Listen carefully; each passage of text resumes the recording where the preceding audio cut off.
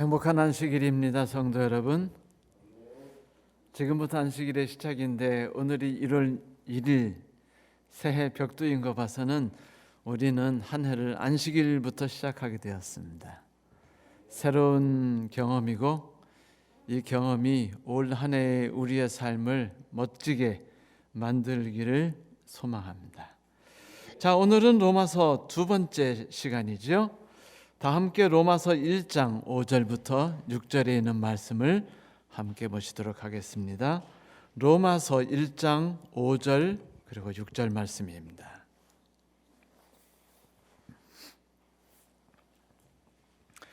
우리는 그분을 통하여 오직 은혜로 사도의 직분을 받았는데 그것은 우리가 그분의 이름을 널리 전함으로 모든 나라의 사람들이 그분을 믿고 그분께 순종하도록 하려는 것입니다. 여러분도 그들 가운데서 부르심을 받아 오늘날 예수 그리스도께 속한 사람들이 되었습니다.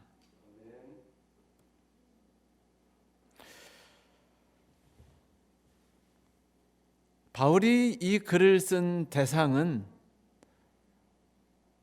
바울과 함께 놀라운 복음을 경험한, 다시 말하면 새로운 삶을 경험한 사람들입니다.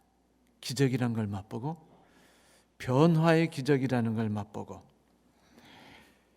그리고 인생이라면 누구든지 하나님 안에서 새로운 삶을 살 수 있다는 것을 믿고 하나님을 신뢰하게 된 사람들이죠. 그들의 과거의 삶과 그들이 새로운 삶이 얼마나 놀랍게 다른 것이며 얼마나 적극적으로 바뀌었는지요. 그 기쁨을 바울은 지금 이야기하기 시작해요. 여러분, 성도 여러분, 바울이 왜 로마서를 썼다고 생각하세요? 그것은 한 가지 이야기를 이 세상에 있는 모든 사람들에게 해주기 위함입니다. 그것은 바로 당신은 하나님 안에서 충분히 가능성이 있으며 변화할 수 있고 변화되었습니다 라는 그 이야기를 해주고 싶은 거죠. 하나님에 대해서 보여주고 하나님이 어느 분이신지, 우리에게 어떻게 다가오셨는지, 우리를 위해서 어떤 일을 하셨는지, 그래서 지금 우리가 그분을 만나서 어떤 삶으로 변하는지를 로마서 전체를 통해 이야기해주고 있고요. 이제 로마서 1장 5절과 6절에선 그 부분에 대해서 세밀하게 전달하기 시작하죠. 바울은 지금 하나님께서 왜 자신을 부르셨는지를 매우 잘 알고 있어요. 그것은 바로 로마와 그리고 소아시아 지역에 살고 있는 사람들에게 하나님의 복음을 전하기 위함이었습니다. 네, 그래서 바울은 따로 부르심을 받았어요. 바울에게 주어진 구역은 그가 원하는 구역이 아니라 하나님께서 원하시는 구역이었어요. 오직 그리스와 로마와 스페인 그리고 이방 사람들을 대상하도록 하나님께서 바울에게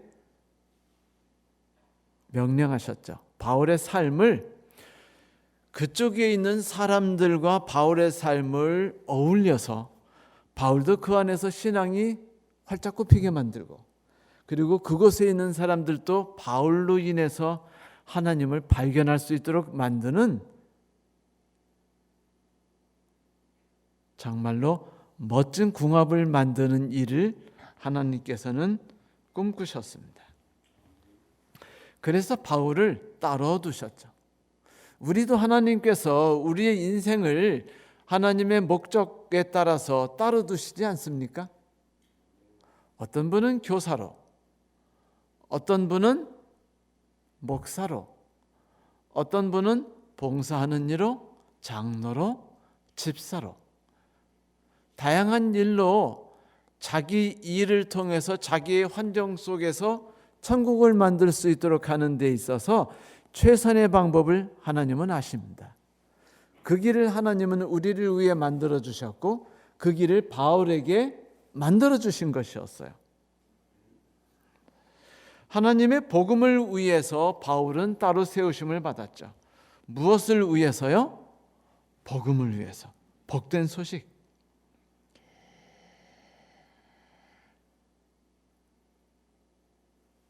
바울이 이방인을 위한 사도로 부르심을 받은 목적은요, 이방인들로 예수님을 믿어서가 그래서 순종하도록 하시기 위함이었습니다. 그런데 이 복음에는 커다란 목적이 있어요. 지난주에 우리가 복음에 대해 간단히 살폈지만 이 복음이 가지고 있는 목적은 무엇이냐면 바로 믿음의 순종인 것입니다. 뭐라고요, 성도 여러분? 믿음의 순종. 네. 사람들이 순종하면은 대개 율법의 순종을 생각하지요. 그렇죠? 말씀의 순종, 율법을 준행. 그러나 흥미롭게도 사도 바울은 그의 모든 책을 통해서 율법을 순종한다는 개념을 이야기하려 하지 않습니다. 바울은 오히려 예수에 대한 순종, 예수의 믿음의 순종이라고 자꾸 강조하고 있어요. 성경은 사실은 예수 믿음과 예수 따르는 것을 말해주는 책이죠. 물론 큰 차원에서 율법의 순종이 잘못된 것은 아니에요. 하지만 바울은 여기 로마서를 통해서 예수를 따르는 것이 얼마나 중요한가를 말해주고 싶어 하죠. 성경에서 믿음과 순종의 관계는 참으로 복잡 미묘하고 많은 이야기들을 꺼져보냅니다. 이것 때문에 별 방법의 이단들이 나오고 사이비들도 나오죠. 그리고 일요일교회 우리 교회 성격을 많이 바꾸게 만든 것도 이 믿음과 순종이라는 이 단어들에 대한 이해 때문이에요. 이 둘은 때로는 함께 연결되어 있는 것 같고 혹은 떨어져 있는 것 같지만은 사실 간단히 설명한다면 아주 쉽게 볼 수 있어요. 믿음과 순종에 대해서 가장 쉽게 이해할 수 있는 것은 양과 목자의 관계입니다. 목자가 그 하루 길을 정하고 양떼를 이끌고 데리고 가죠. 그때 아침에 목자가 양에게 브리핑해 줍니까? 나는 오늘 아침에 너희를 이런 길로 이끌고 갈 거야. 너희들이 이런 어려운 길이 있을 때 걱정하지 마. 이런 삶은 이런 방법으로 내가 피하게 해줄 거고 저런 데선 저런 방법으로 이끌어서 우리가 전략을 다 짰었으니까 너희들이 이 매뉴얼대로 따라가면 돼. 너희들이 할 일을 내가 가르쳐 주마. 너는 이 일에 있어서 이런 일을 하고 너는 저런 일을 하거라. 이렇게 말씀하시던가요, 목자가? 아니에요. 목자는 양의 자존심이고 뭐고 없습니다. 목자는 그렇게 착하고 자상하지 않아요. 그냥 뭐래요? 따라와. 그러면 끝이에요. 따라와. 그러면 양이 아니 오늘 우리가 어떤 일을 하는지에 대해서 알려주고 좀 출발하지 않습니까?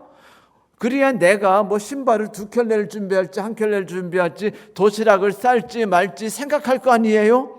모든 사람들은 자기의 인생을 준비하고 가고 싶어요? 안 준비하고 싶어요? 얼마 전에 코로나 3단계로 올려준다는 소식이 듣자마자 당장 사람들이 제일 먼저 한 일이 뭔지 아세요? 네, 맞습니다. 난리가 났어요. 다들 생필품 사러 쏟아져 몰려가가지고 라면부터 사재기를 시작했대요. 자, 이거는 뭡니까? 다가오는 어떤 삶이라도 미리 준비하고 싶은 마음 때문이 아니에요? 바로 그것 때문입니다. 우린 그런 마음을 나쁘다고 욕할 수 없죠. 그런데 흥미롭게도 목자는 어떤 경우도 양에게 그 하루의 삶에 대해서 사전 브리핑을 하지 않습니다. 그저 데리고 가죠. 그러면 양은 거기에 대한 어떤 불만 없이 따라가요. 왜? 양은 내가 오늘 어떤 일을 만날까에 관심이 있지 않고 목자가 이끄는 삶 자체에 관심이 있기 때문이에요. 목자의 음성을 듣고 목자의 채취를 맡고 목자의 발자국을 함께 하면서 쉬지 않고 목자와 함께 동행하는 삶을 살아가는 거예요. 이것이 바로 믿음의 순종입니다. 신뢰이죠. 예수님에 대한 그 믿음의 순종이라는 것은요, 이렇게 예수님 앞에서 전적인 자아 포기, 그분에 대한 전적인 신뢰를 말하는 것이에요. 그렇게 볼 때 여기서 믿음의 순종이라고 말하는 순종은요, 어쩌면 복종적인 뜻이 좀 더 강합니다. 사실 바울이 로마서 1장 7절을 통해서 사용했을 때 이 믿음의 순종은 휘파코에이라는 단어인데 그 본래의 의미는요, 복종, 순종이라는 두 가지 뜻을 다 갖고 있어요. 그런데 여러분, 복종과 순종이 서로 뜻이 다른 거 아시죠? 완전히 달라요. 용도가 다릅니다.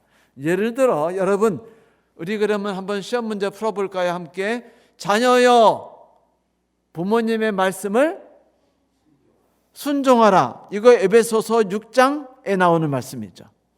그러면 아내여, 남편에게 복종하라. 그런데 이 말에 대해서는 여러분이 헷갈리지 마셔야 할 게, 성경에서는 이렇게 말해요.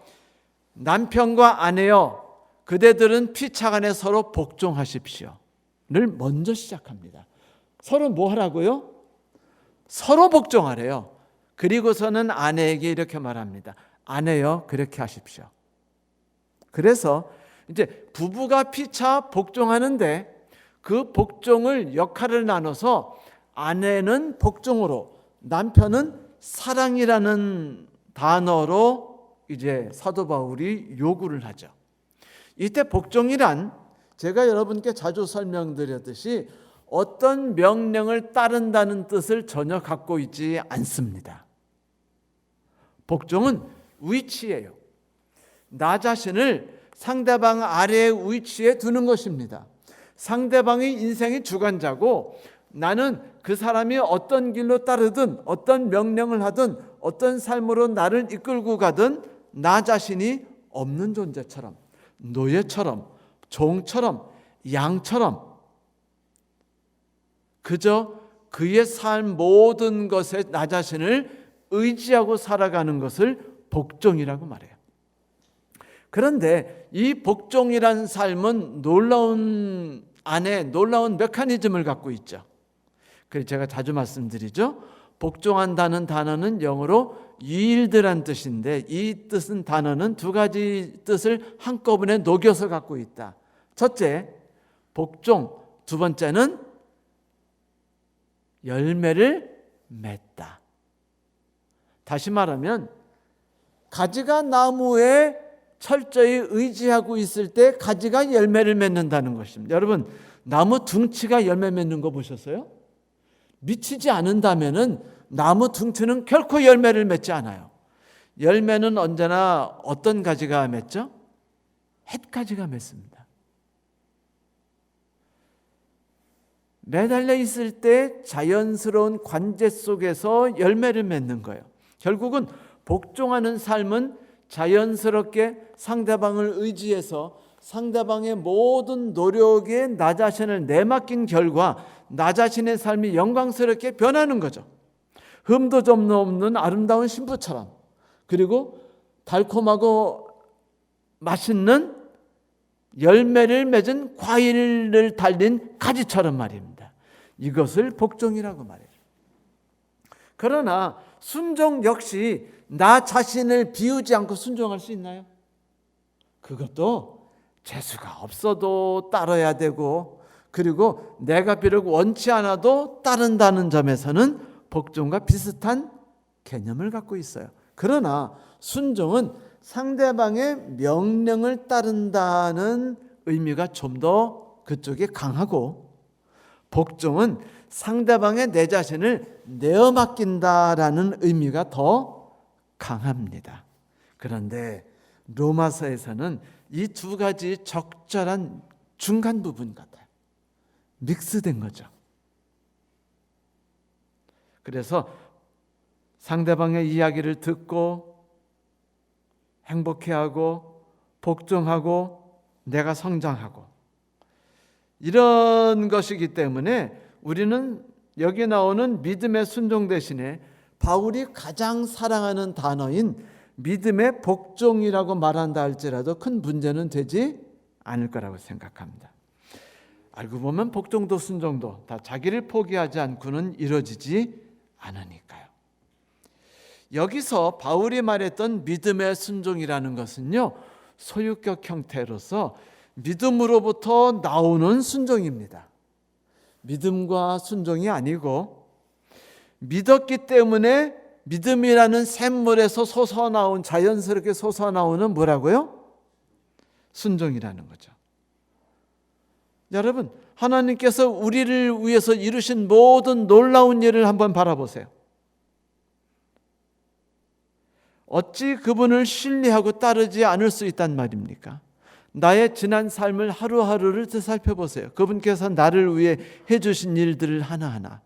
아브라함이 하나님을 의지하고 아멘이라고 말했을 때는 이미 25년이라는 긴 시간 동안 하나님께서 아브라함의 삶을 매일매일 붙들어 주시고 이끌어 주시는 것을 경험한 뒤에 만들어진 것이었어요. 자연스럽게.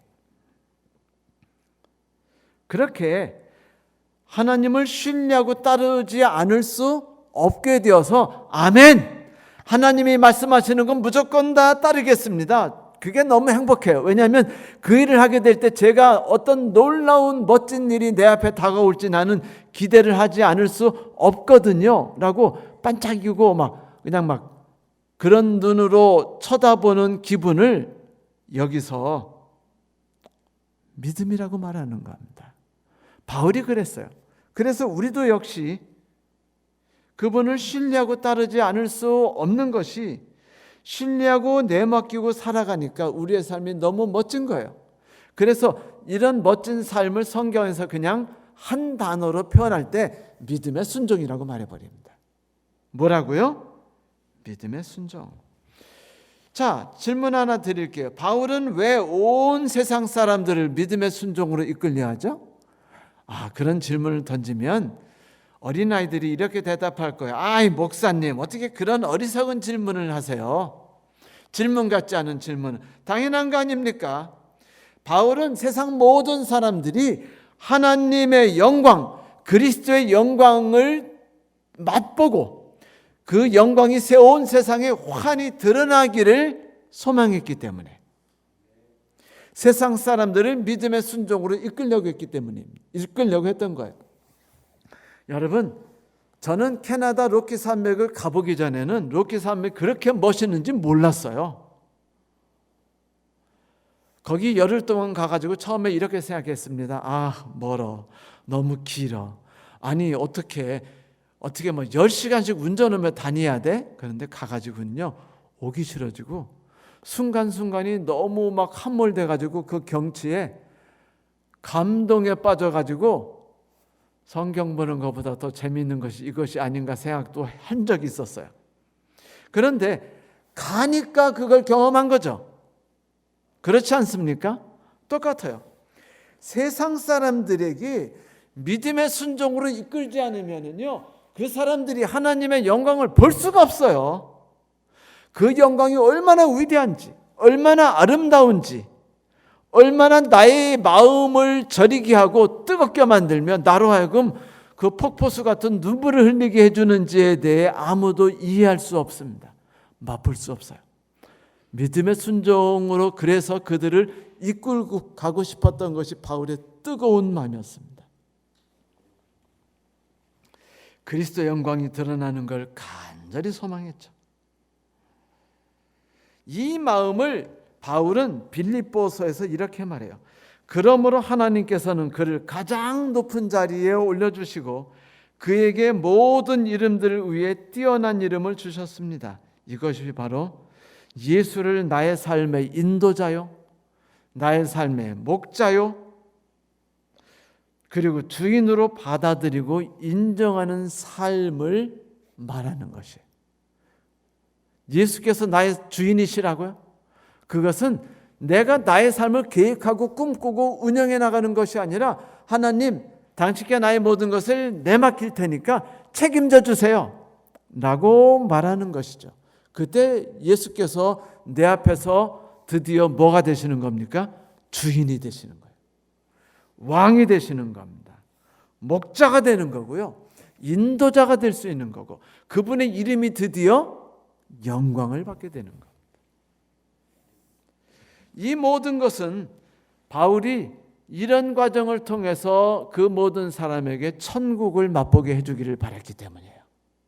자, 그들이 예수를 만났고 믿음의 순종이라는 관계 속에 들어가니 그들이 주께 영광을 돌리게 되었어요. 자기 삶을 통해. 그거는 기적을 맛보고 축복을 맛봤다는 소리죠.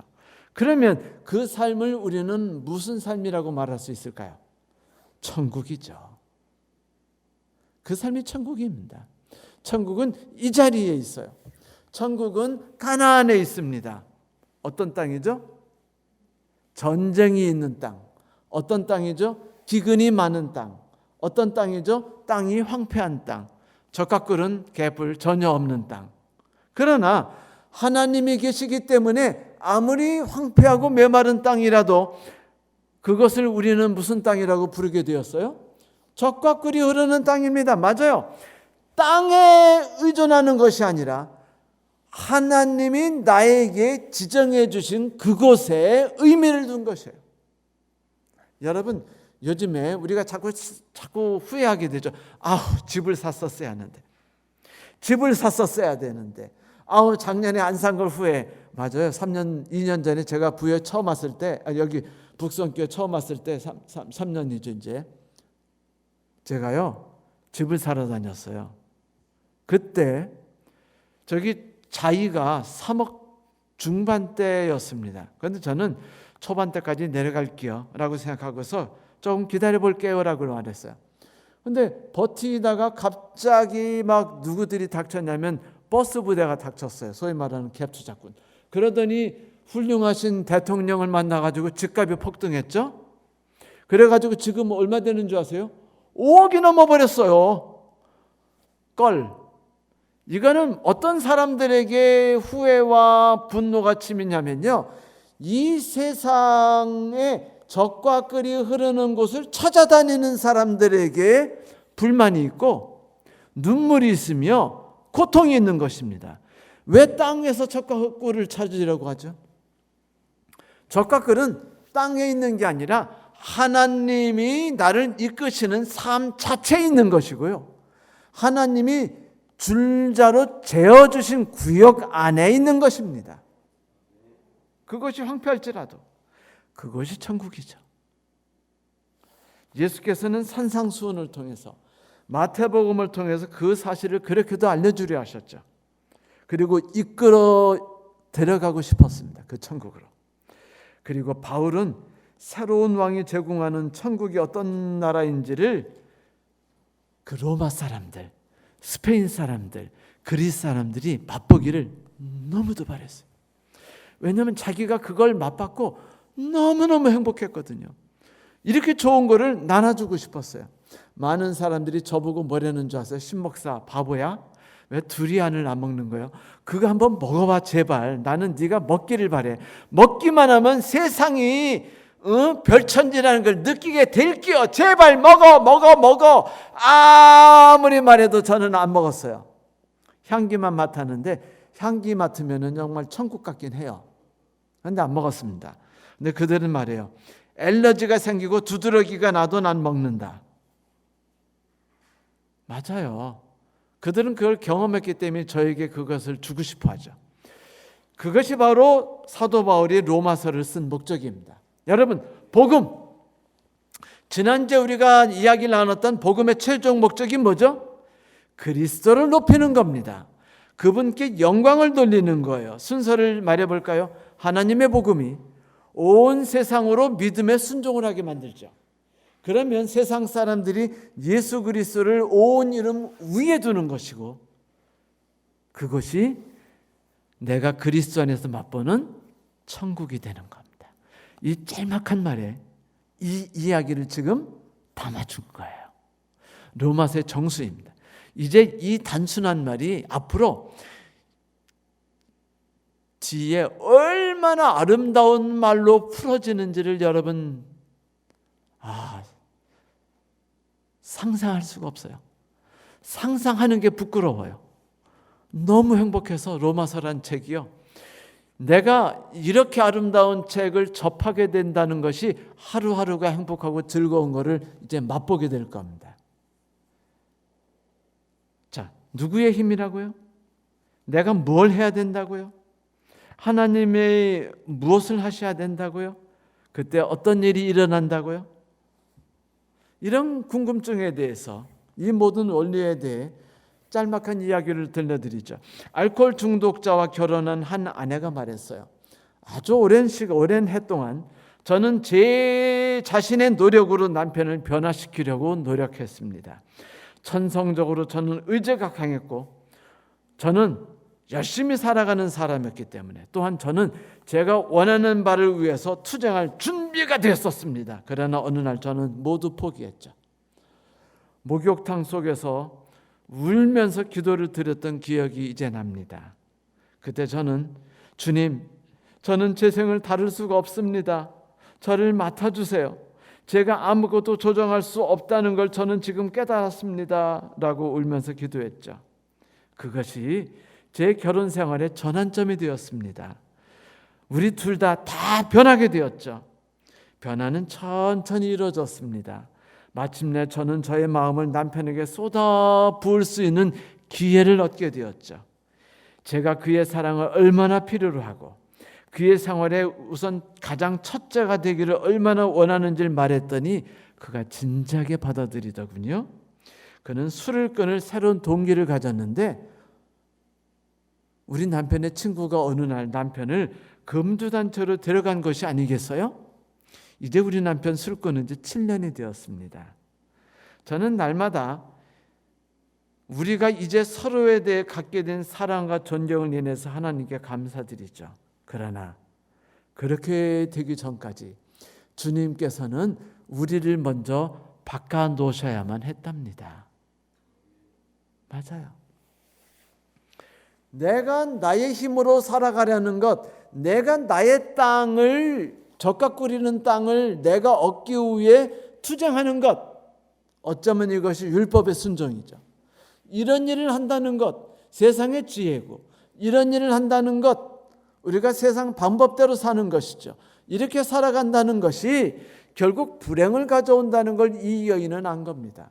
그것이 아무리 열심히 율법을 준행하는 것이라도, 그것이 아무리 천국을 향해서 애쓰는 노력이라 할지라도 모든 것이 결국 좌절과 절망과 실망으로 나를 이끈다는 걸 그 여인은 경험했어요.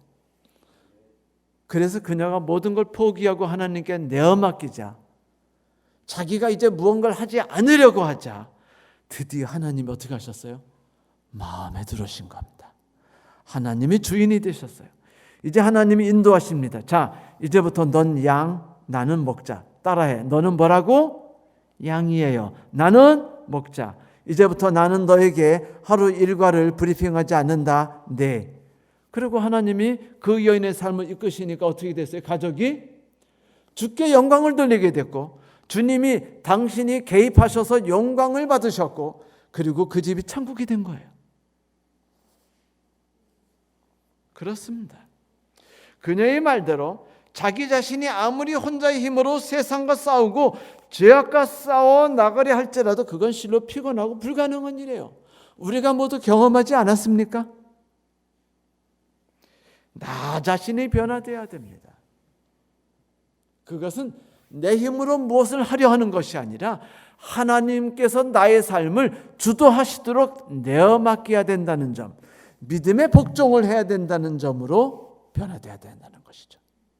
여러분, 아직도 내 삶이 변화되지 않았어요 라는 생각이 든다면, 나의 첫 신앙보다 지금 신앙이 떨어졌어요 라는 생각이 든다면, 모든 것을 내버리고 목욕탕 안에서 엉엉 우시면서 기도하세요. 하나님, 내 힘으로 하는 일을 포기할게요. 당신이 나의 삶을 주관해 주십시오 라고 말이죠.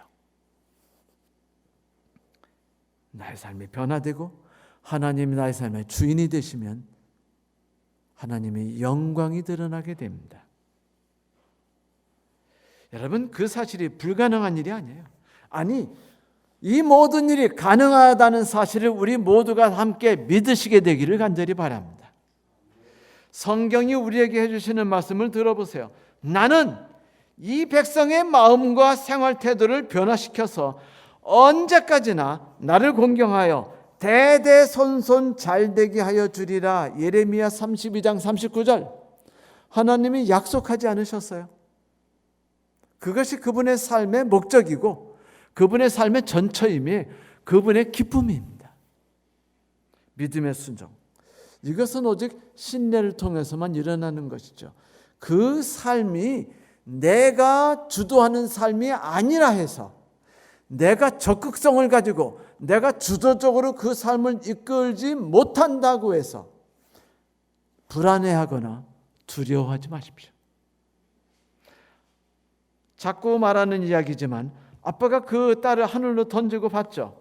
그때마다 꼬마는 까르르르 웃어요. 해소미도 그랬을걸? 아빠나 엄마가 네 어릴 때 공중에 휙 들어올리고 받고 그러지 않으셨니?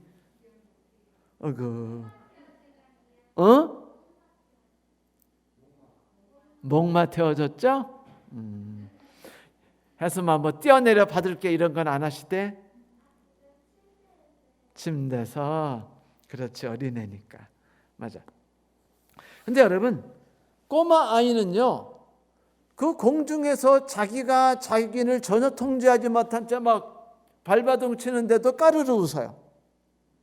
그런데 왜 우리 그리스도인들은 하나님께서 우리의 삶을 던지실 때 하나님이 받으실 거야. 그러니까 이 모든 삶은 새로운 경험이야. 나는 공중을 날고 있어 라고 말하면서 즐거워하지 않고 왜 불안해하고 염려하며 걱정을 하고 내 생은 우울한 삶이야. 아무도 너를 사랑하지 않아. 왜 하나님은 나에게 이런 일을 오늘도 주시는 거지? 왜 자꾸 어려운 일이 나의 삶을 끝없이 덮쳐 흐르는 거야? 라고 말하죠.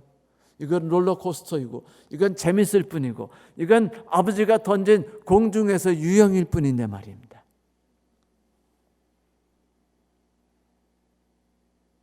그녀가 두려워하지 않는 건 하나님이 던지시고 받으며 하나님이 그 아이에게 즐거움을 주기 위한 것이라는 걸 알기 때문이며 하나님이 어떤 경우든 받으시며 자기를 보호하실 거라는 걸 믿기 때문이 아닙니까? 우리 역시 그런 삶을 살아야 한다는 것이죠. 믿음의 순종. 매일의 삶 속에서 그리스도께서 나의 삶을 천국으로 만들어주시는 가운데 하나님과 내가 함께 복종하는 자와 주인이 함께 엮어나가는 날줄과 시줄의 관계를 만들어 나가는 것. 이것이 바로 그리스도의 인도하심과 우리의 신뢰의 삶입니다. 물론 누군가 그리스도를 절대적으로 신뢰하는 것이 결코 쉽지 않다는 걸 알죠. 하지만 여러분, 우리는 어쩌면 너무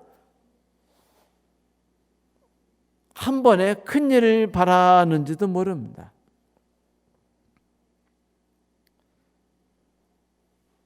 하지만 하나님은 우리의 나약한 믿음이 하나님을 충분히 신뢰하고 그 안에서 걸을 수 있도록 하시기 위해서 우리의 발걸음을요, 처음부터 조금씩 이끌어 나가게 도와주셔요.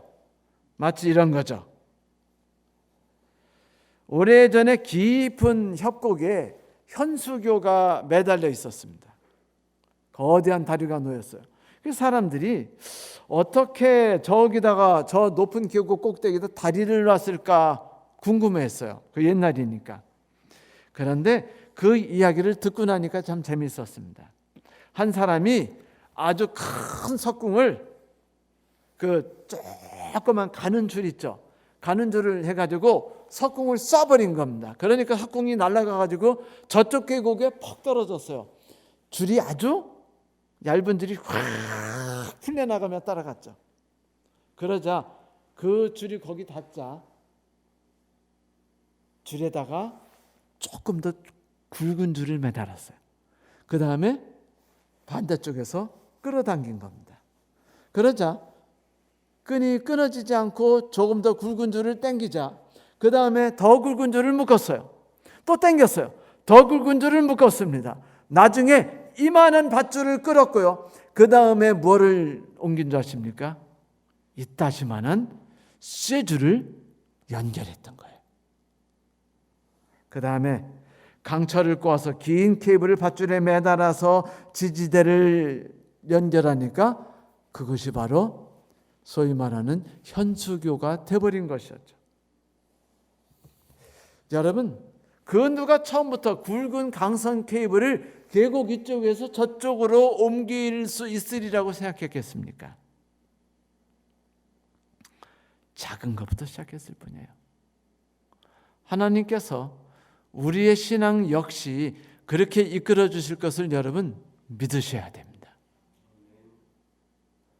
그 삶이 우리를 나중에 강건한 삶으로 이끌 테니까요. 어느새 나도 모르게 따라가다 보면 그 길이 사망의 음침한 골짜기였던 아니면 늪이었던 간에 따라가다 보면 결국 나는 거대한 산 앞에 도달하게 된 것입니다. 지나가 보면 뭐예요? 사망의 음침한 골짜기 거기 있었고, 지나가다 보면 거기가 눈물의 골짜기였고, 지나가다 보면 슬픔과 역경의 늪이었죠. 하지만 지나가고 나니까, 그리스도만 바라보고 지나가다 보니까 나의 삶이 바뀐 겁니다. 여러분, 받아들이세요. 하나님께서 우리를 이끄시는 손을 받아들이세요. 그것이 바로 믿음의 순종이고, 그것이 바로 믿음의 복종이며, 그것이 바로 사도 바울이 오늘 우리에게 이야기하고자 하는 가장 중요한 이야기입니다.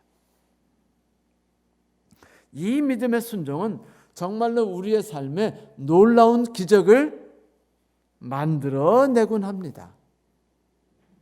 성경 로마서 5장에, 요한복음 5장에 보면 이런 이야기가 있죠. 예루살렘에 있는 양문 곁에 히브리 말로 베데스라는 못이 있는데 거기 행각 5이 있고 그 안에 많은 병자, 소경, 절뚝발이, 혈기 마른 자들이 누워 물의 동함을 기다리니. 이 이야기 잘 아시죠? 네. 이 연못의 물은 때때로 움직였습니다. 일반적으로 이런 현상은 초자연적인 능력이 결과로 받아들였고, 누구든지 이 물이 요동치면은 제일 먼저 막 물에 뛰어들려고 애썼어요. 왜냐하면 소문이 이렇게 났기 때문입니다. 불치병을 갖고 있든 간에 어떤 병을 갖고 있든 간에 물이 요동칠 때 뛰어들면은 첫 번째 들어가는 사람은 병이 낫는다. 수백 명의 환자 거기 있었고, 힘 있는 자들이 아마 뭐 그랬겠죠. 힘 있는 자들이 거기서 자리세 받았겠죠. 그리고 돈을 더 많이 내거나 아니면 대통령 아들이거나 뭐 이렇게 되면 어떻게 되고? 네, 먼저 좋은 자리 딱딱딱딱 드리고, 그러다 보니까 힘없는 이들은 뭐예요? 내가 사는 곳은 사망의 음침한 골짜기 자리인 겁니다. 재수 없는 자리고 선택을 잘못한 자리가 된 거예요. 저처럼 3년 전에 샀으면.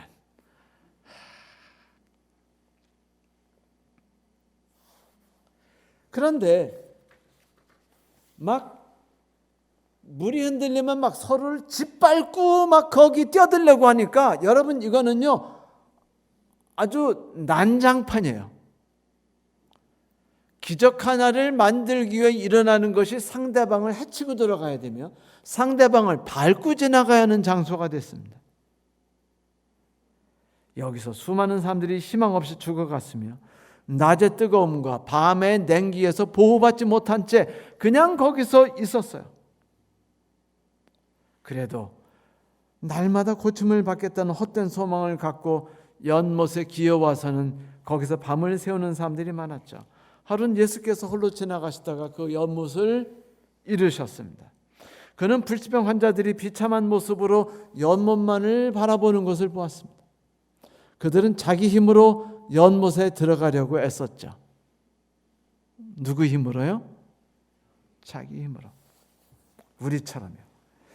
예수께서는 그들의 삶이 너무 고통스럽고 마음이 아프셨어요. 새로운 삶을 주기를 원하셨으나 모두가 자포자기를 하지 않았어요. 아직도 힘이 넘쳐 흘렀고 아직도 자기 힘으로 뭔가 할 수 있는 때를 기다렸습니다. 내 때 세 번째 순위니까 기다리면 돼. 100번째 순위 같으면 안 기다리죠. 기적을 기다리죠. 이 젊은이는 38년은 속절없이 안전병으로 지나던 사람이었습니다. 불치병, 고통스러운 병이었죠. 그는 노력했으나 얻지 못했고 절망에 빠졌고 모든 걸 포기했습니다. 그때 어떤 사람이 찾아왔어요. 자기 얼굴 위에 그늘이 가려졌습니다.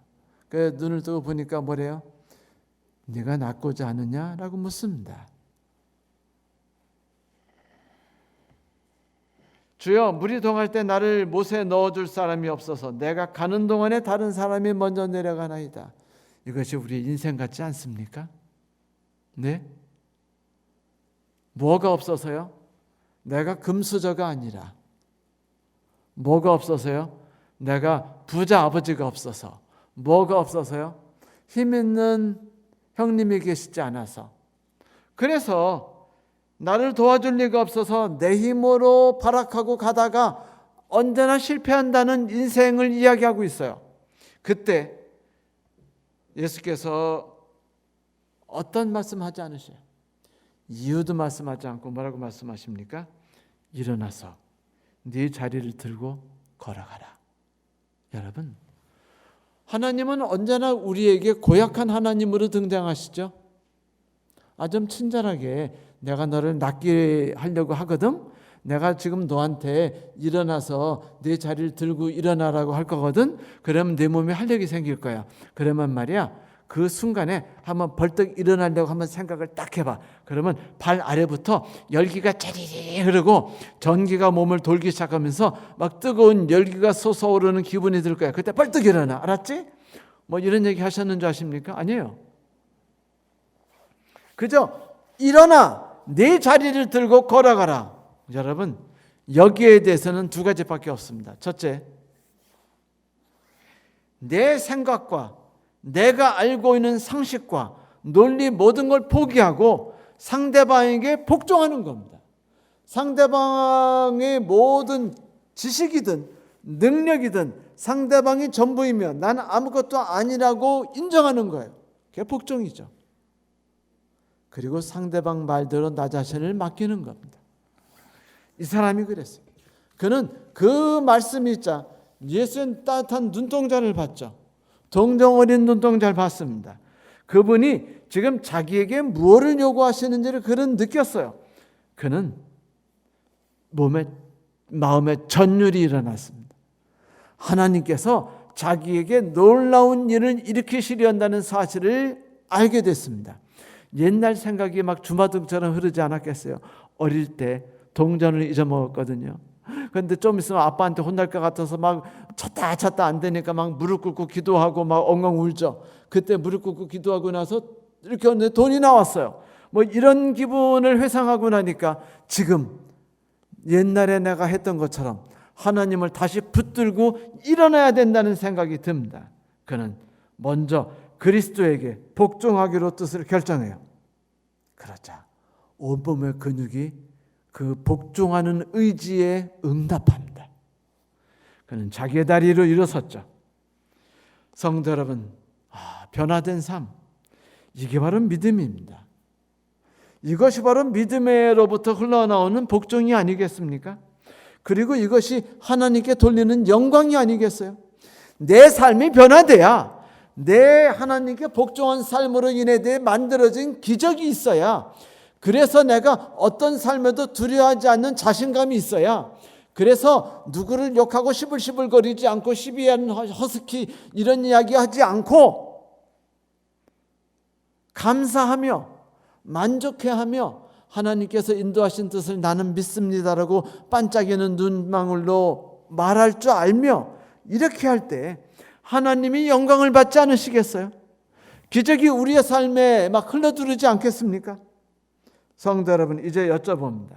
우리의 왕이신 예수 그리스도의 백성이자 우리의 목자이신 예수 그리스도의 양떼이고 우리의 주님이신 예수 그리스도의 종들인 우리는 우리의 매일매일의 실제적인 삶 속에서 그분을 우리의 왕이자 목자이자 주님으로 모시고 있습니까? 정말로. 여러분, 그분을 의지하는 믿음에 복종하기를 소망하세요? 그리고 그 결과로 변화된 나의 삶을 세상 사람들에게 보여서 하나님의 영광을 드러나기를 소망하십니까? 그래서 모든 사람 위에 그리스도 이름이 높아지기를 소망하십니까? 그런다면 그리스도를 바라보십시오. 그리스도께서 우리를 위해서 하셨던 모든 일들을 바라보십시오. 바라보는 자는 변화됩니다. 그리스도께서 우리를 위해 어떤 일을 하셨는지를 바라보십시오. 내가 무엇인가 하는 일을 놔두십시오. 그리스도께서 하시는 일을 바라보십시오. 내가 하려는 것들을 포기하십시오. 그리스도께서 나를 위해 하신 일을 바라보십시오. 성도 여러분, 여기 위대한 성경절이 있습니다. 로마서 1장 6절, 너희도 그들 중에서 예수 그리스도의 것으로 부르심을 받은 자니라. 아멘이 아닙니까? 그러므로 나는 모든 사랑을 받아 하나님의 사랑을 받아 성도로 부르심을 받은 로마에 사시는 여러분에게 우리 하나님 아버지와 우리 주 예수 그리스도께서 은혜와 평강을 내려주시기를 빕니다 라고 사도 바울은 이제 이 글을 마치고 있습니다. 성도 여러분, 그래요. 은혜와 평강을 사모하십니까? 그러하다면 오늘 이 순간에 믿음의 복종을 경험하시기 바랍니다. 그것을 우리에게 주시고자 하는 하나님을 먼저 바라보려고 하세요. 그리하면 놀라운 일이 우리에게 일어날 것입니다. 감사합니다.